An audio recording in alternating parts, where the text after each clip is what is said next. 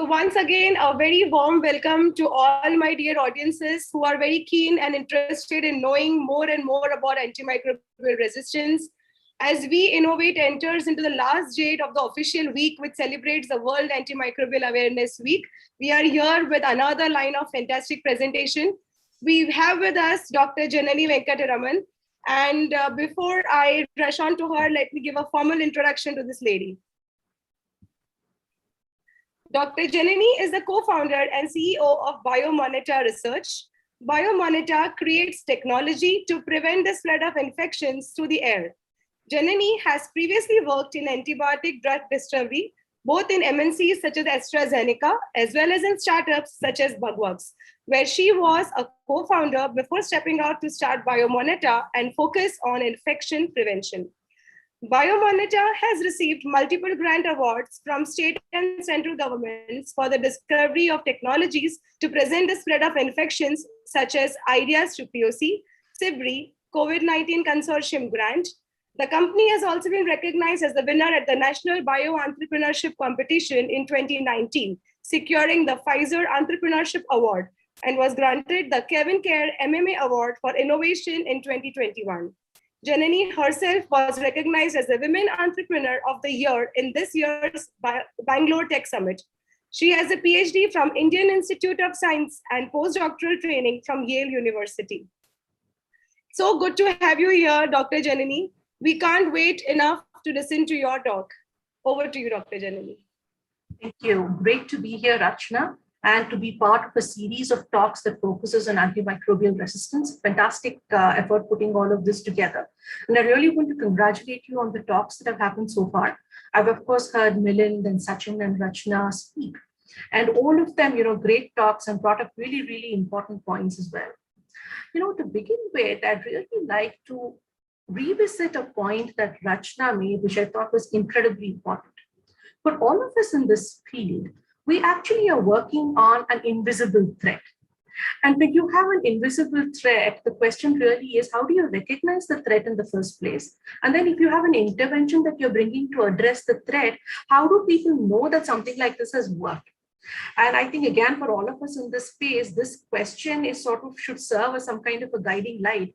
And as I tell you what BioMonitor's journey, it's something I'd like to keep coming back to, because I think that is what every effort that we do should seek to address as we go along.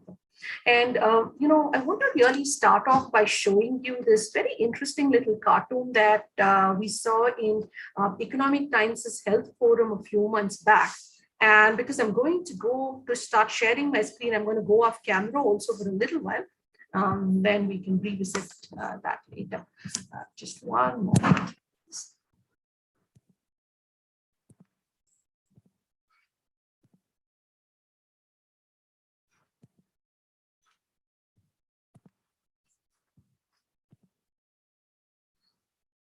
Are you able to see my screen, actually?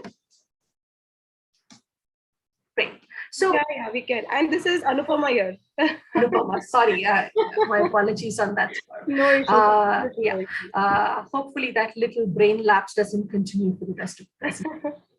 Any which way, this was a really cute cartoon that I saw a few months back, right? And it really brought home the point that all of us care about antimicrobial resistance simply because it removes treatment options. Right. And because it removes treatment options, you're in a situation where you have these bad bugs that can no longer be treated by known drugs, as the saying goes. And an infection, therefore, becomes a war that we have to fight. And this is a war that's being fought in our own bodies and in our own communities. And hence, the only way to address this war is to look at multiple approaches, right? Of course, you need newer and newer drugs to treat infections. You need diagnostics that are able to detect that such infections have occurred and hence, marry the infections to the drugs, so to speak.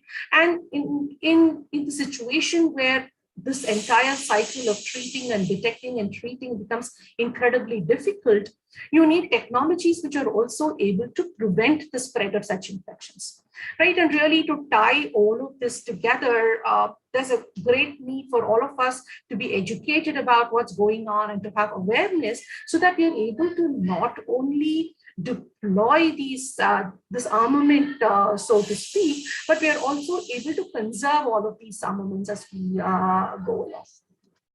And it was really with that thought in mind that when Biomonitor was started about 5 to 6 years ago, we decided that it was imperative to deploy cutting edge science to build technologies that would help prevent the spread of infections. And us, with many other companies in the medtech field, when we started off, we really wanted to understand the landscape in which we would be playing before we went ahead and actually built technologies, right? And so we went and spent some time doing an immersion analysis in the ICUs of tertiary care hospitals, effectively spending time with doctors and with nurses and with people who run hospitals to understand, even if you're bringing intervention in, what can you do to work with them and provide best value, right, in this situation.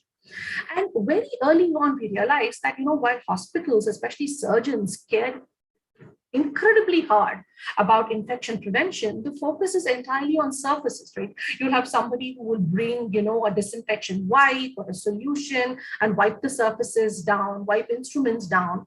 There's a lot of focus on hand hygiene, but nobody was actually looking at air.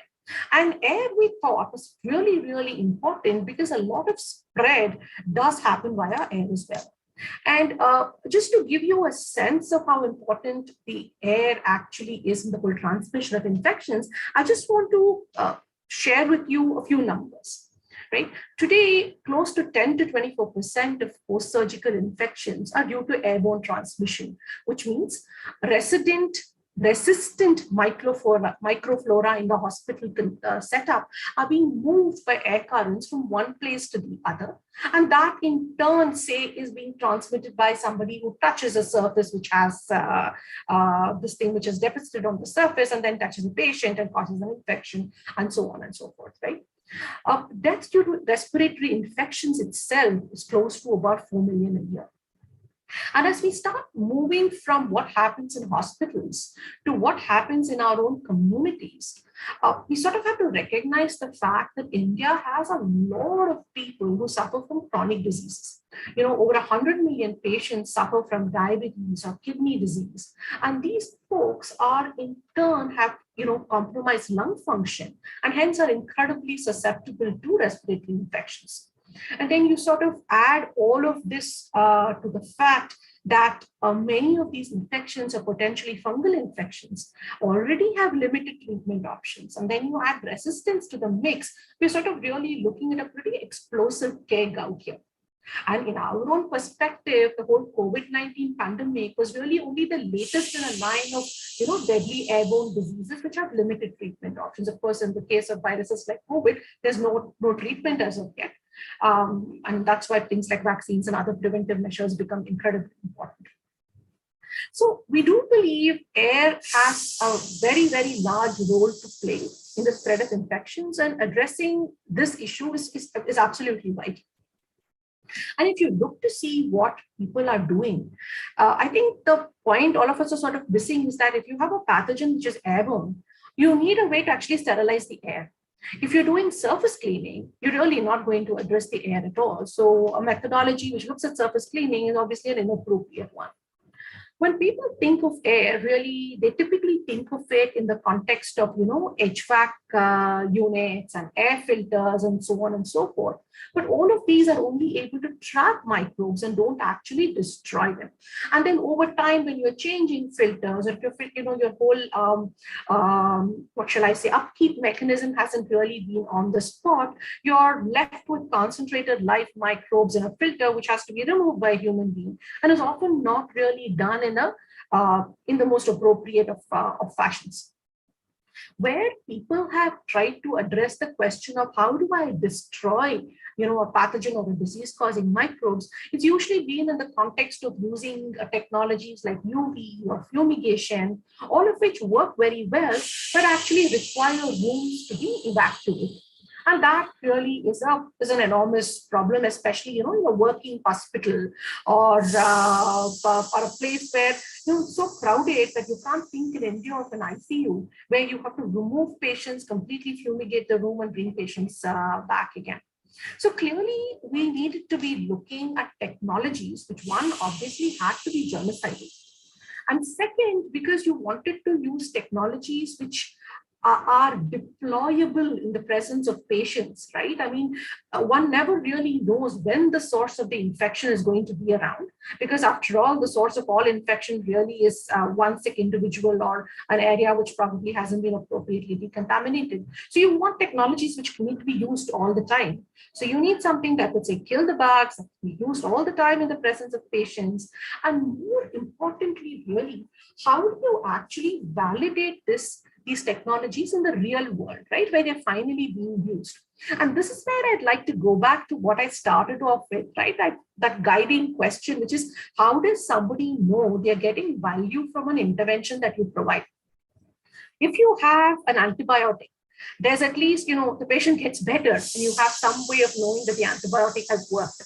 And of course, sort of bypassing the entire regulatory and safety and clinical testing that's happened, okay, because that's not happening at the final use condition. Then if you had a diagnostic tool, you again know you get some output of it, right? But when you have preventive methods, the only way preventive methods have worked is really by looking at very, very long-term effects, right?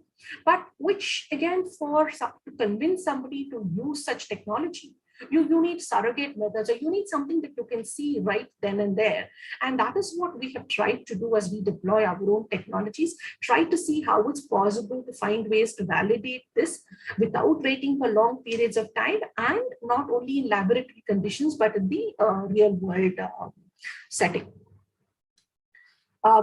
The flagship product, which we have been working on for the past 5 years or so, first to build the technology and then to validate it, and is now available in the market, is what we call the Z-Box. And this is an air sterilization device.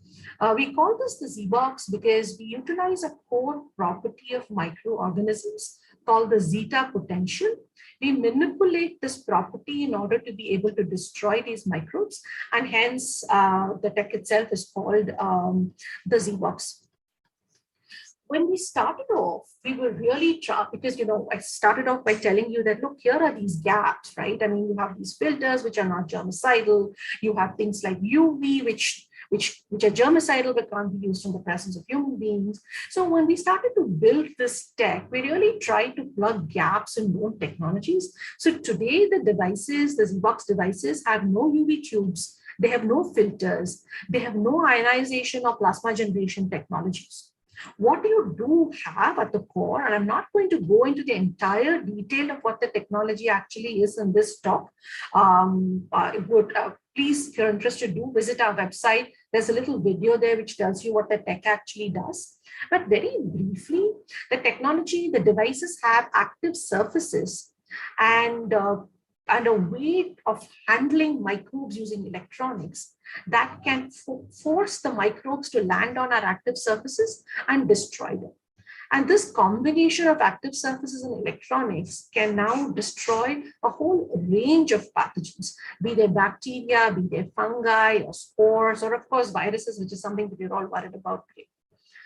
The other sort of key feature of the device is a very smart airflow geometry, which allows you to, prevent clogging of our surfaces, helps you save energy, and in general makes it a very easy technology to use.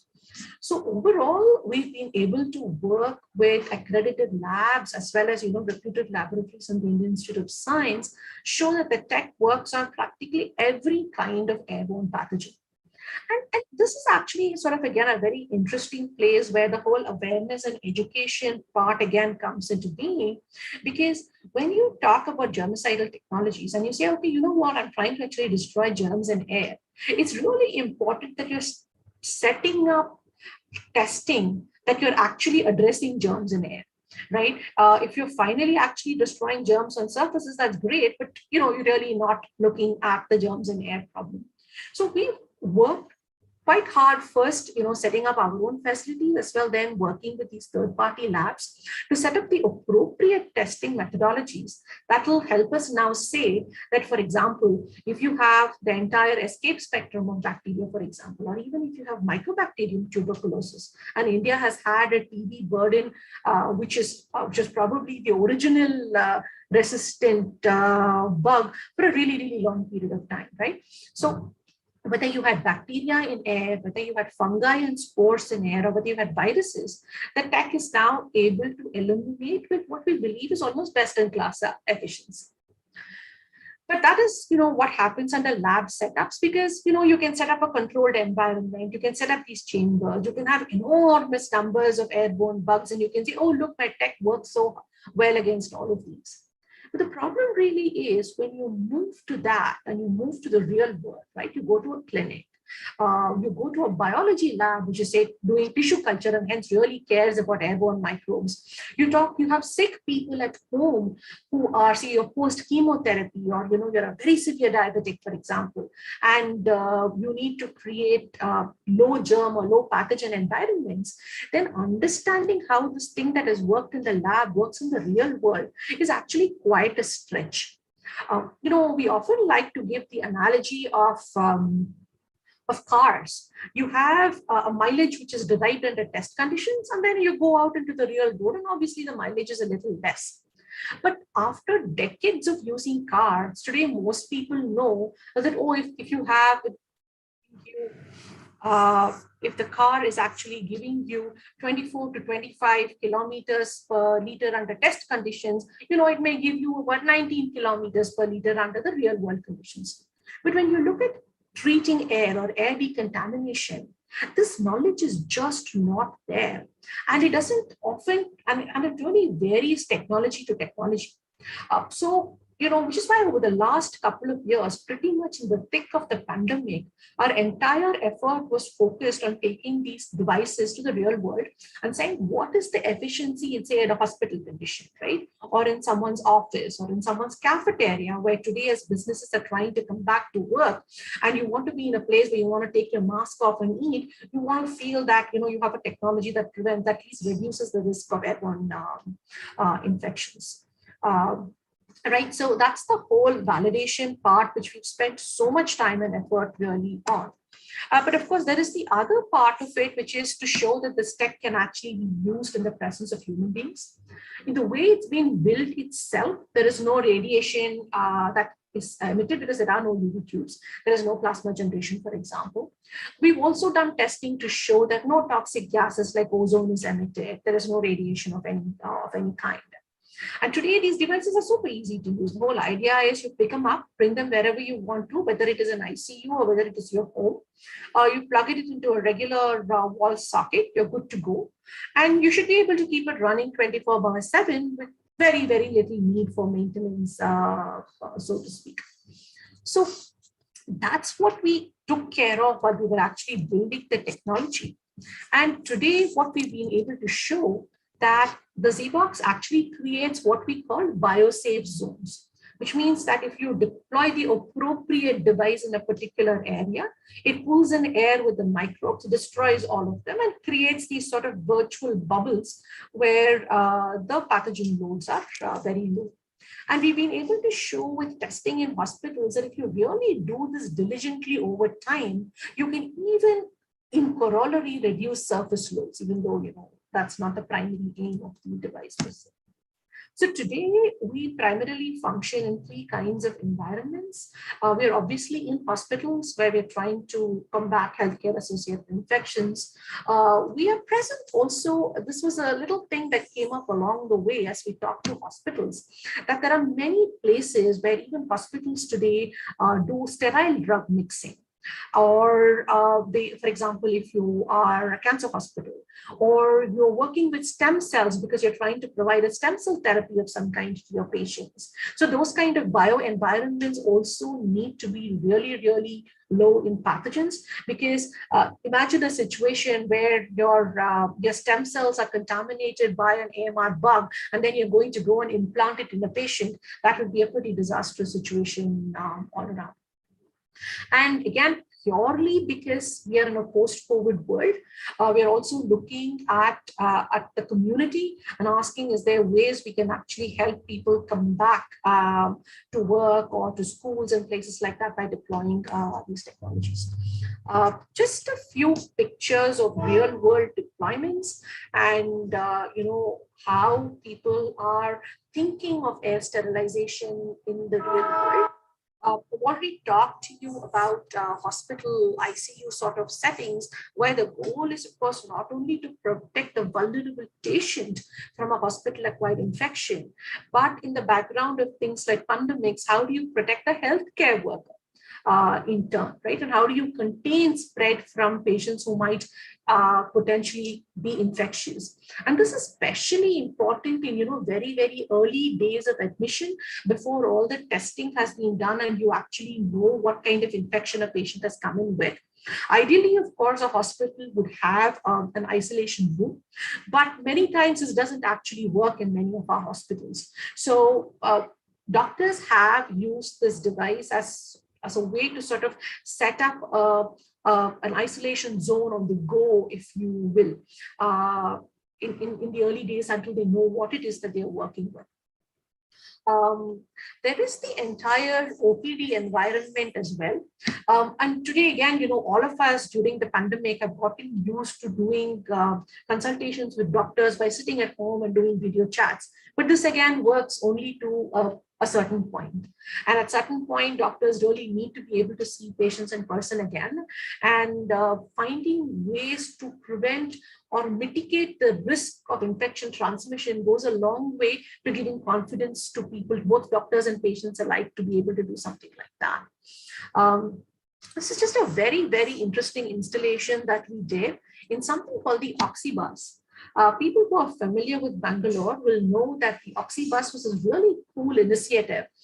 In the second wave, when people really had a lot of trouble getting access to oxygen supplies, these were buses which were stationed outside hospitals with oxygen cylinders, and patients would come and sit in the bus, get the oxygen they needed, and if they became worse, and then they would basically go enter the hospital. But because this was completely volunteer driven, it was a place where, healthy volunteers were coming into contact with potentially sick people. And you really needed to find a way to again, reduce that risk of transmission of, life-threatening infection from the source to the recipient, if you will. Again, a couple of examples of how it's being used in biotech kind of environments, in offices as people tried to come back to work after post-COVID. There's another really, really interesting segment of folk who actually are very needy of ways to prevent infection, and these are people who are receiving care at home. A lot of people who are at home, say post chemotherapy or burns or surgery, these are not folks whom you want to keep in hospitals for a very long period of time. And you don't want to keep them in hospitals precisely because you're worried about, acquired infections. But the minute you bring them home, there's always a worry of, at least in a hospital, there were people who understood how to create these environments, right? How do I do the same thing at home? So we've been trying to find ways to actually help people do this at home. Of course, this is a long, ongoing process, and it's not really something which is completely established, but we're trying to work with all the stakeholders out here to understand what it is that we really need to provide as a service or as a technology to make sure we're able to reduce these risks, whether it is in the hospital setting, whether it's in the community setting, or whether it is at the home setting. This is just a sort of a top line view of some of the comments, users have had. And the reason I'm putting this up is not so much from a testimonial perspective, but to sort of make the point that everybody is happy to talk about a product when they know what it is that they actually receive. Now, these are all environments where people are used to understanding what an environmental load of a pathogen is.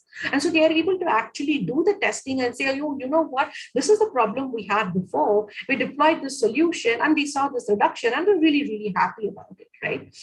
Goes back to that original question that I started off about, how do you demonstrate performance in the real world and how do you communicate this as well? Just showing you a snapshot of one such study that was done in a clinical environment. This was done in the ICU of a tertiary care hospital. And it was a study that was done over 6 months. So what you see on this axis is really, multiple days. And before the device came in, we went in and we asked the question, look, if I did air sampling, can I now find live microbes? How many are there? And what you see on one of the axes is really the number of microbes that are there before the device comes in, which is few hundreds of live microbes in a meter cube of air. But the metric is sort of unimportant at this point of time, right? What's sort of important is that in a tertiary care hospital's ICU, you were able to consistently find a reasonably high load of airborne microbes. And many of these, when we went back and did an analysis, were actually resistant to known drugs. So hence they were drug-resistant strains. So after about 3 months or so, we brought the device in. And so long as you keep the device on, you can see quite a large reduction in the environmental load. This is over a 95% drop. And the important part is, so long as you can keep the device on, you can maintain this very, very low load. And in the process, we were also able to show that the technology was effective against these drug-resistant strains.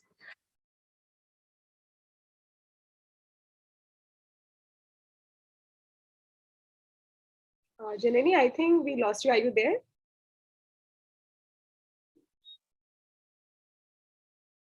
Hello? Looks like there's a small technical glitch. We'll just wait for a couple of minutes for Dr. Janani to come back. Please be patient and be with us.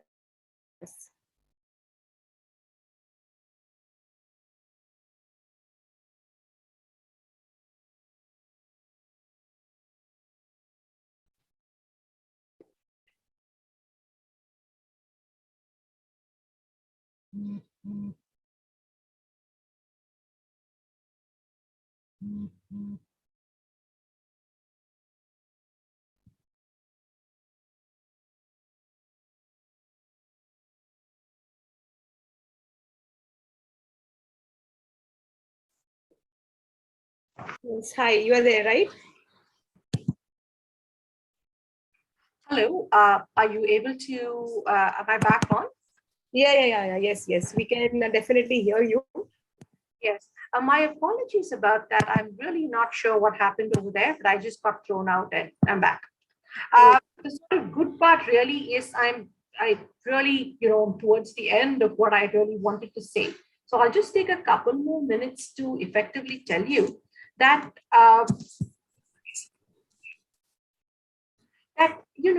this ability to show that something works in the real world is really what has helped us bring together a whole set of partners. And I just want to talk to you a little bit about the ecosystem in which we play. A lot of the work that was done originally on the technology was supported by the governments of both India as well as Karnataka. And really, it is, if it were not for grants from the government, that it would be very hard to actually work on something that takes such a long time to develop and prove. So had the good fortune to be supported both first by government grants, to be incubated in some pretty premier life science incubators. And again, in this kind of a field, we've talked again and again about how important it is to have multiple approaches, to have an ecosystem in which to play in, because you need a multi-pronged approach. And being part of life science ecosystems, which brings together such players, it has been incredibly influential in our journey. And of course, obviously want to point out CCAMP, IKP, the Bangalore Bioinnovation Center, all of whom actually facilitated these kind of interactions. We worked with both St. John's Hospital as well as Bangalore Baptist Hospital in Bangalore to do a series of clinical studies to show this actually worked under hospital conditions, and which again was instrumental in providing people the confidence to use new technology like this.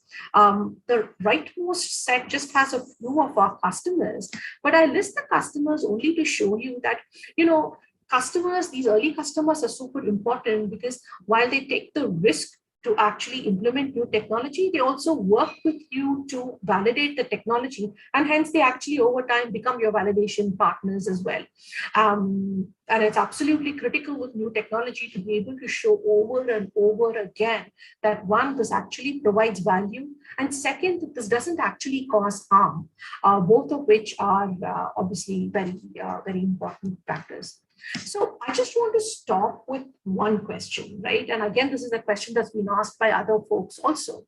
As we try to build these collaborative networks, our entire goal should be how wide can we spread the net and how deep can we cast the, so that we can prevent the next pandemic and prevent the 50 million odd fatalities that are expected by the CDC due to acquired infections. So thank you so much for listening. And I will stop now. I'm delighted to answer questions. Yes, thank you so much, Dr. Janani. It was indeed a wonderful talk. On the onset, I must congratulate you and your entire team at Biomonitor for coming up with such a frugal innovation.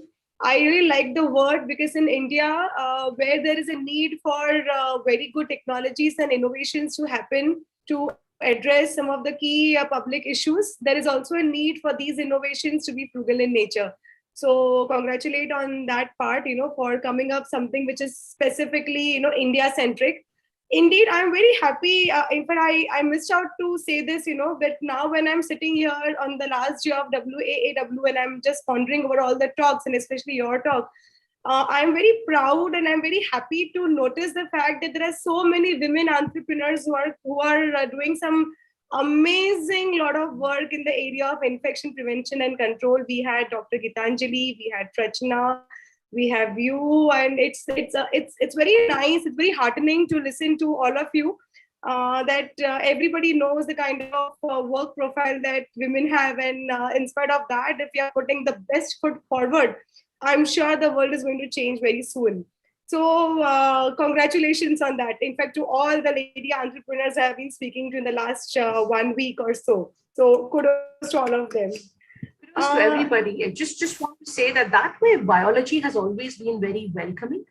I don't know why that actually is, but say as compared to something like engineering or maybe even sometimes finance, biology has always been welcoming to women scientists, women entrepreneurs, and I guess that's the reflection you're seeing in the presentation today.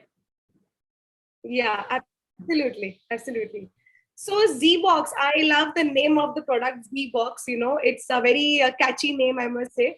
So ZBox is primarily a proactive technology. Means it is acting on the fundamental that we should prevent rather than we should react after the infections happen.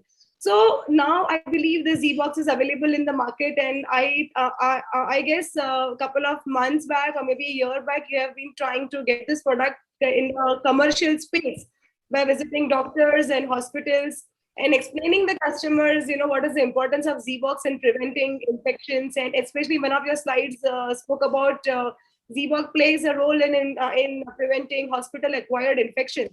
So what was your experience in the entire marketing front or entire selling front, where you have to explain the customers about its proactive nature rather than the real nature?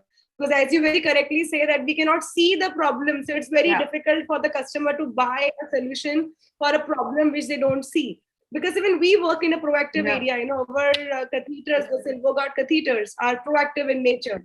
So just on that note, what was your experience overall? This was actually the hardest part. Sometimes it's easier to build the technology, it's easier to validate the technology, but communicating what the tech can do for the end user is not easy at all. And I think one of the difficulties in this was also because we were working in the airspace. And for a lot of people, when they think of air or clean air, they think of particulate matter. I guess mostly because of our exposure to the whole Delhi problem, Right. right? And people who use air purifiers to remove particulate matter are very used to particulate sensors. Right, today you can buy for 5,000 rupees a PM 2.5 sensor on Amazon, and hence you can put it on these devices, and you will have these little apps which tell you, okay, you know what, my device came on, this was my load, my device ran for some time, this was the load after everything. But when you're looking at bugs, there is no way today to monitor bugs on a on an online fashion, so to speak, right? You have to do unimaginative, old-fashioned microbiology, but that is really the only standard, not just the gold standard today. And it took us a long time, and multiple prolonged conversations to be able to tell people, look, this is really the only way you can do it. Allow us to come in and show you. We will work with you. And so even for the folks who've been happy with us, so to speak, they've been happy not because we put in a device and shown a before and after, but because we've been working with them over time to, say that, look, this is the impact you're having. How do you measure this, to help them find metrics to do that and so forth. Yeah, long conversations. Yeah, indeed. Indeed. That was the toughest part. I can totally imagine that. So, although Zbox is a proactive technology, what is your take on especially when it comes to AMR? How is Zbox addressing the issue of the emergence of antimicrobial resistance? It's an interesting question, right? And there's a two part to this. One is, what is it doing to resistant bugs? And we do this especially in our hospital studies when we say, okay, you know what, here are the kind of microflora you have which are resistant to known drugs. And then when the device comes in, most of these bugs actually have been eliminated from the environment. And hence you've been able to show that the drug actually works on these kind of bugs, right? Which is step number one. But what we hope as step number two is studies which have come out even post-COVID, right? I mean, I think one of these critical studies which has come out post-COVID is that, okay, so you had a viral infection. Yes, it's a terrible viral infection and everyone is really, really scared. But then you go to hospital. But one of the sort of default treatments is to dose with antibiotics in that kind of a situation as well, right? And there have been publications which have come out to show that if you have a very large use of antibiotics in situations where that's not needed, that again leads to antimicrobial resistance, so to speak. Right. So having more preventive technologies, and it doesn't really have to be only the ZBox, right? There are multiple ways to look at preventive technologies, but a better and more judicious use of these kinds of things can probably reduce, usage of antibiotics, can help with stewardship programs and so on. So, absolutely. Yeah, absolutely. In fact, for past couple of days that I've been speaking to all the entrepreneurs, there is one point in common that I've come across, that everybody is voicing the same opinion, that if we are preventive in nature, we will, in the first place itself, reduce the usage of antibiotics, which will ultimately have its own, a good chain started. So yes, indeed. And what about the issue of the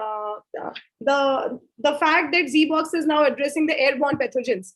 So we are trying to correlate anything between the airborne pathogens and the surface-borne pathogens. Is there a possibility that we use Zbox and So again, this has come out of the long-term studies. Let's again, there are always two parts to this, right? Today, if you had a contaminated surface and you brought a tech like this in, it's not going to decontaminate your surface. However, if you use what's been shown in hospital setups, is that if you use it over a really, really long period of time, because air and surface talk so intimately to each other, as you clean up the air, you also reduce deposition on surfaces over time. And so we are hoping that, the frequency with which you have to clean surfaces, the amount of risk you have from surfaces will also go down with prolonged use. Absolutely. Hello? I think I lost you in between. Hello? No, I mean, I could hear you clearly. I mean, did you miss what I was saying? No, now you're audible. So do you have a final message for those listening to us on this, especially for general public, regarding the entire World Antimicrobial Awareness Week and Zbox? Oh, certainly, right? I mean, what's one thing that's happened post-COVID, I guess, is even the common man has started to recognize terms which used to be heard only in scientific or clinical and I think this is a great step forward because people are learning to make themselves aware. And in any situation, finally, action has to come from an individual. So the more knowledge people have, the more awareness they have, I think it'll go to a long way to, at least it might prevent you from going to your pharmacy and saying, look, I have a cough or a cold. Can you give me an antibiotic to help solve that problem? So yes, this whole upswing of awareness and education, if we are able to maintain it, I think we'll all be in a good position. Excellent. So thank you so much, Dr. Janani, for coming here on this platform and voicing your opinions and your knowledge into the entire area of airborne pathogens and how ZWorks is addressing the issue of airborne pathogens. Here again, I will make a remark, an ending remark with her presentation that here also we realize that if we clean the air, ultimately we're having a lot of side effects of this process. We are having cleaner surfaces, and with those cleaner surfaces, we're able to address the issues of hospital-acquired infections or reopening of cafeterias and schools. So basically, everything is linked, and especially in the field of biology, nothing works in isolation. Everything is linked with one another. So thank you once again for this lovely presentation and this talk. So on this note, I wish you all a very good day. And we Innovate Biosolution is organizing a very interesting panel discussion today at 3 p.m. This is titled as Joining Dots, AMR in India. The reason we are calling this as Joining Dots is we realized in the past 1 week that there are a lot of experts sitting around us who are working in different domains, addressing different parts of the one major problem of AMR. If we connect these dots together, then I'm sure we'll be able to reach the goal faster and will be more effective in our technologies. So on that note, stay home, stay safe, and see you all at 3 p.m. Do join us for the panel discussion at 3. Have a good day. Thank you. Thank you very much for the opportunity. Thank you so much.